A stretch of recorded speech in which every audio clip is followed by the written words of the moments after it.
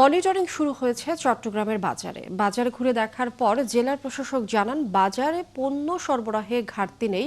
এরপরেও যদি কেউ পণ্যের দাম বাড়ায় তাহলে তাকে শাস্তির আওতায় আনা হবে। এ নিয়ে আমদানিকারকরা জানান পণ্য খালাসে জটিলতা তৈরি হওয়ায় কিছুটা প্রভাব পড়ছে বাজারে। বাবুন পালের ক্যামেরায় আরো জানাচ্ছেন রাজীব বড়ুয়া। রোজার প্রথম দিনে চট্টগ্রামের বাজারে পরিস্থিতি দেখতে খাতুনগঞ্জে যান জেলা প্রশাসক।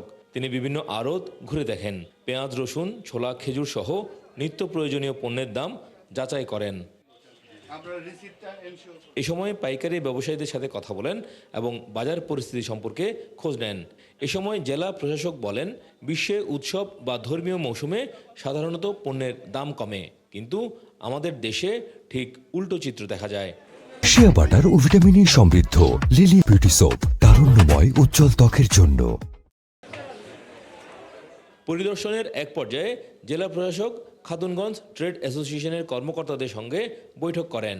সেখানে তিনি অসাধু ব্যবসায়ীদের বিরুদ্ধে কঠোর ব্যবস্থা নেওয়ার নির্দেশ দেন। নতুন বাংলাদেশে কোনো সিন্ডিকেট করার কোনো সুযোগ নাই এবং আমরা সবার কাছে প্রত্যাশা করি সবাই তার দায়িত্বশীল আচরণ করবে। আমরা প্রত্যাশা করি এই ব্যবসায়ী সমিতি, খাতুনগঞ্জ বাজারে যারা ব্যবসায়ী সমিতি, তারা অত্যন্ত একটা বলবো যে গর্বিত একটা অংশীদার এই বন্দর বাণিজ্যিক একটা রাজধানীর, তাদেরও দায়িত্ব আছে। ব্যবসায়ীরা জানান, বাজারে পণ্যের কোনো সংকট নেই, সরবরাহ স্বাভাবিক আছে। যারা কৃত্রিম সংকট তৈরি করবে প্রশাসনের আগে তারাই ব্যবস্থা নেবে। খুচরা পর্যায়ে দ্রব্যের দাম বাড়লে এটা আমাদের করণীয় কি? এখানে আমাদের আসলে করণীয় কিছু থাকে না। কে কোথায় নিয়ে কি দাম বিক্রি করতেছে আমাদের ওখানে গিয়ে মনিটর করা তো ব্যবসায়ীদের পক্ষে সম্ভব। তবে পাইকারি ব্যবসায়ীরা জানান, বাজারে পণ্যের সরবরাহ ভালো থাকলেও বন্দর থেকে পণ্য খালাসের জটিলতা তৈরি হওয়ায় কিছুটা প্রভাব পড়েছে দামে। বাজার কোনো প্রকার কোনো জিনিসের যেন দাম অতিরিক্ত যেন বাড়াতাড়া এগুলো না হয় এবং যারা মাল ক্রয় করতে আসে তাদের যেন স্লিপ দেওয়া হয়। বাজারও কোনো উদ্যোগ দিনে বাজার মোটামুটি লিমিটের ভিতরে আছে, আনলিমিটেড কোনো নাই।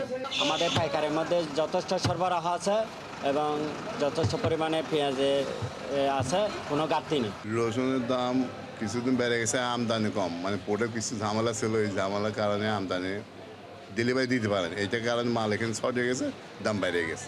যে মেহেরপুরি পেঁয়াজটা বিক্রি করছে আপনার 3 দিন আগে, সেই পেঁয়াজ বিক্রি করছিলাম 45 টাকা, আজকে বিক্রি করছি আমি মেহেরপুরি পেঁয়াজটা 35 টাকা। আর দেশি পেঁয়াজ গতকাল পরশু দিন বিক্রি করছে আপনার 60 টাকা 58 টাকা। সেই দেশি পেঁয়াজ আজকে আমদানি ভরপুর, সেই ক্ষেত্রে আজকে দেখা গেল এই মাত্র বেচলাম 50 টাকা। রমজান মাস জুড়ে বাজার স্থিতিশীল রাখতে প্রশাসনের অভিযান চলবে বলে জানিয়েছে জেলা প্রশাসন। তবে সাধারণ ভোক্তাদের দাবি শুধু পাইকারি নয়, খুচরা বাজারেও নজরদারি বাড়াতে হবে। রাজীব বড়ুয়া, ৭১, চট্টগ্রাম।